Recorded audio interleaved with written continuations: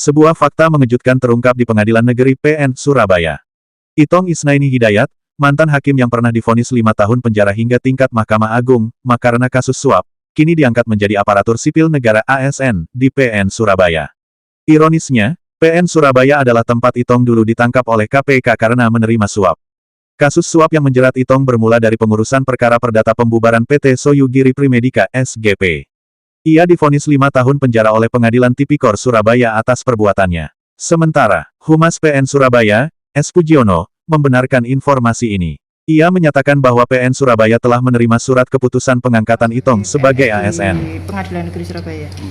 Baik, jadi kami Pengadilan Negeri Surabaya beberapa waktu yang lalu terima SK dari Mahkamah Agung.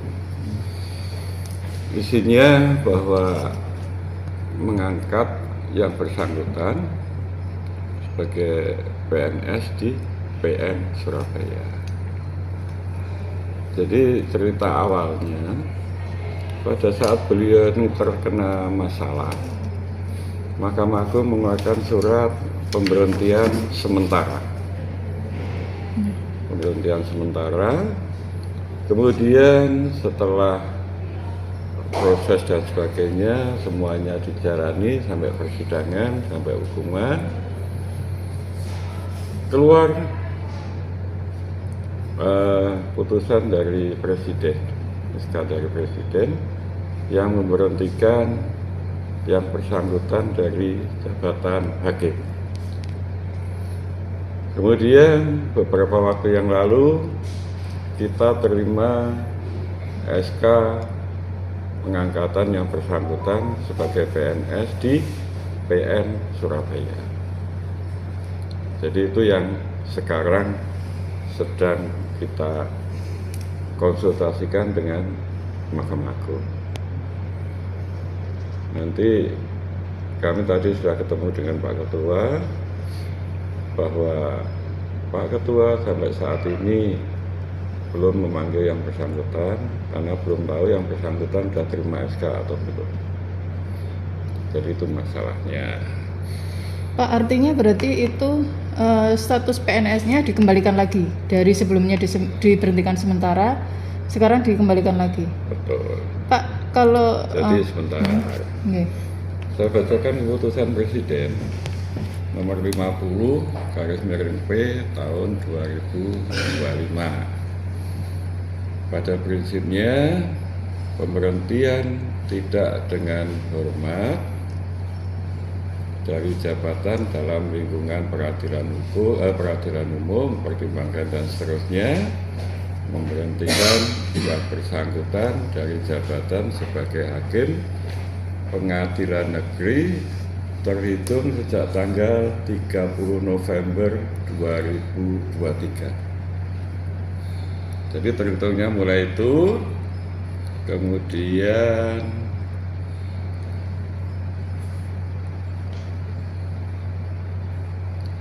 SK-nya, bukan, SK pemberhentiannya itu baru keluar tanggal 2 Juni 2025. Tapi pemberhentiannya terhitung mulai tadi saya sebutkan. Jadi ini berlaku mundur. Kemudian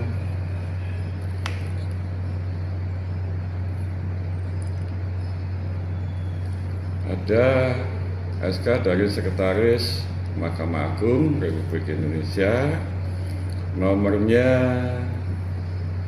15454 garis miring Sek SK KP 6 dan seterusnya, tentang penetapan jabatan pelaksana pada Mahkamah Agung dan badan peradilan di bawahnya. Isinya SK tersebut adalah menetapkan Saudara Itong Isnaini Hidayat, SHMH, NIP 196706191999 dan seterusnya, golongan ruang pembina utama Madya 4D, pegawai pada Pengadilan Negeri Surabaya, menjadi klerek analis perkara peradilan pada Pengadilan Negeri Surabaya. SK ini berlaku sejak tanggal 1 Februari 2022. Dan SK ini dikeluarkan pada kemarin pada tanggal 7 Agustus 2025. Nah, itu sudah saya bacakan dengan SK-nya sekalian. Sekarang apa yang mau ditanyakan? Kleret itu apa, Pak? Analis perkara, jadi dia ya di kepanitraan sebetulnya. Kalau melihat ininya dia kepanitraan, Pak, bukan pidana. kan pernah bermasalah di sini, Pak. Apakah Pengadilan Negeri Surabaya maksudnya menolak atau gimana? Kalau Pengadilan Negeri Surabaya tidak punya hak untuk menolak, ya dia punya hak hanya untuk menerima. Dan kita dari Pengadilan Negeri Surabaya tidak pernah mengusulkan, jadi kita menerima aja, kita menerima.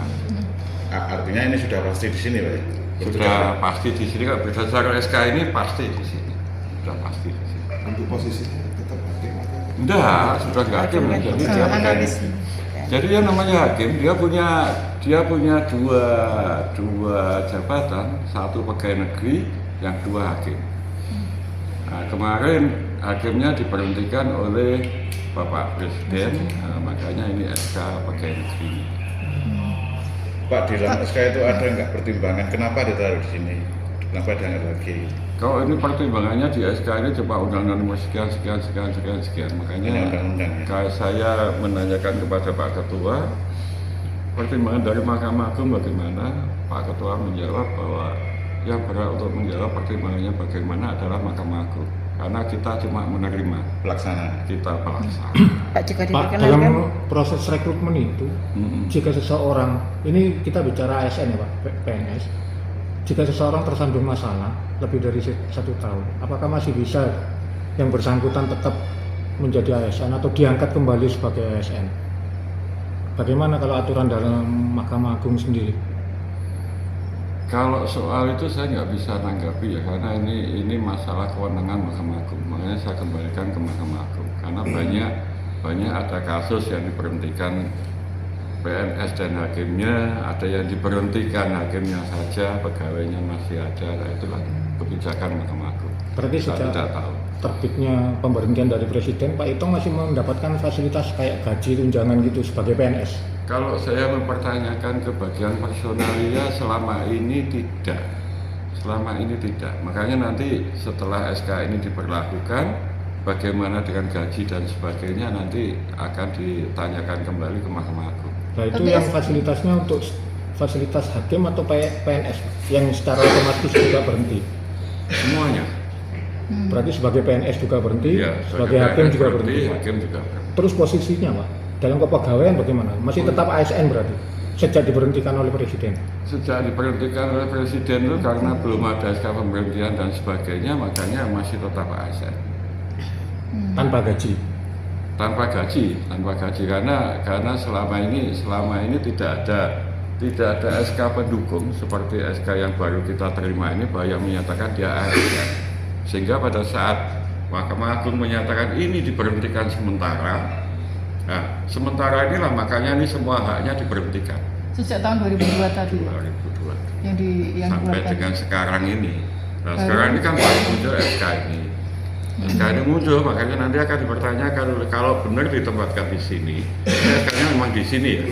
Kalau nanti sudah dia aktif di sini misalnya, ya nanti akan dipertanyakan kembali ke bagian keuangan dan sebagainya, bagaimana dengan hak-haknya. Pak, terkait tentang Pak Itong yang pernah menjadi terpidana kasus korupsi, andai kata nanti yang bersangkutan ditugaskan di lingkungan PN Surabaya, secara internal PN Surabaya itu apa enggak malu Pak? Ada pegawainya koruptor. Soal malu atau tidaknya gimana? Kita cuma melaksanakan perintah. Ini perintah atasan, ini ditempatkan di sini dan kita harus menerima. Tidak Ya ada otomatis pasal. ya kita harus mengambil tindakan dalam artian kita dengungkan menjaga integritas, ya dia harus mengikuti. Pak, selain Pak Itong kan di sini juga ada 3 hakim lainnya yang melakukan tindak pidana hampir sama. Itu berarti tidak menutup kemungkinan 3 hakim juga akan dikembalikan status PNS-nya seperti Pak Itong ya? Nah itulah, makanya kembalikan ke kebijakan Mahkamah Agung. Makanya tadi saya bilang, ada yang diberhentikan hakimnya dan PNS-nya, ada yang diberhentikan hakimnya tapi PNS-nya masih diaktifkan, ya seperti itu. Pak, Itu jika berarti bukan pengajuan ya Pak, artinya Bukan. pengembalian dari MA sendiri ya, Bukan. yang memberikan kebijakan itu, bukan pengajuan dari Pak Itong ya? Bukan. Makanya tadi saya bilang tidak ada pengajuan. Kalau dari Pak Itong saya nggak tahu ya, tidak ada pengajuan dari Surabaya. Pak, itu kebijakan itu apakah berlaku untuk yang berstatus hakim saja? Misalnya kalau PNS yang non hakim, jika terkena tindak pidana dan sudah ada putusan inkrah, kemungkinan dia menjadi ASN kembali masih bisa gitu. Nah, makanya saya kembalikan ini kebijakan Mahkamah Agung, kita nggak tahu, nggak ikut campur. Pak, jika Hanya berkenan bila putusan. bisa diperlihatkan SK-nya, Pak. Mungkin lewat HP jenengan atau apa? Boleh nggak lihat kan Ditunjukkan di layar. Ditunjukkan di layar gitu aja, Pak. PN sampai sekarang. Oh, tidak langsung menjawab bahwa tempo 30 hari itu berarti Ya, tidak ada karena nanti kalau tempo dianggap menolak gitu, Pak. tempo 30 hari itu terlewati, itu Mahkamah Agung akan membuat teguran istilahnya. Teguran seperti kita bahwa yang bersangkutan ini mau melaksanakan tugas atau tidak. Kalau tidak ada tanggapan ya biasanya Mahkamah Agung mengambil tindakan dengan demosi, dalam artian SK-nya mau diganti atau mau apa diserahkan ke Mahkamah Agung ambil kebijakan. Pak, tadi kan juga Sekretaris MA menerbitkan pengangkatan. Sejak diterbitkannya SK itu berarti hak-haknya Pak Itong dipulihkan lagi, kayak gaji, tunjangan dan lain sebagainya dipulihkan lagi. Makanya tadi dikembalikan. Ini selama ini yang bersangkutan kan diberhentikan. Oke. Nah, diberhentikan selama dia berhenti sementara sampai dengan sekarang, kalau dia sudah melaksanakan tugas lagi, akan dikonsultasikan dengan Badan Keuangan dan sebagainya, keuangan, BHKN dan sebagainya, bagaimana dengan penggajian yang bersangkutan selama ini, hak yang bersangkutan selama ini, Yang sementara diberhentikan kemarin ya? dengan hak. Oke. Sebagai informasi, Itong divonis 5 tahun penjara oleh Pengadilan Tipikor Surabaya pada tanggal 25 Oktober tahun 2022.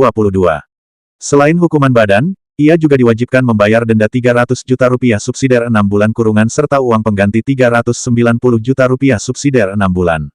Kasus ini terungkap berkat operasi tangkap tangan OTT, yang dilakukan KPK pada tanggal 19 Januari tahun 2022 di Surabaya. Selain Itong, KPK juga mengamankan panitera pengganti Muhammad Hamdan dan advokat Hendro Kasiono. Dari OTT, penyidik menyita uang tunai 140 juta rupiah yang merupakan bagian dari komitmen suap. Dalam dakwaan, Itong diduga menerima suap hingga 450 juta rupiah untuk memuluskan putusan perkara pembubaran PT SGP. KPK sempat menuntut hukuman 7 tahun penjara. Selain Itong, Hendro Kasiono divonis 4 tahun penjara dan denda 200 juta rupiah subsidiar 6 bulan. Muhammad Hamdan juga diproses hukum dalam perkara yang sama. Upaya hukum banding dan peninjauan kembali yang diajukan Itong ditolak oleh Mahkamah Agung, sehingga vonis 5 tahun penjara tetap berlaku. Dari Surabaya, Rahayu mewartakan.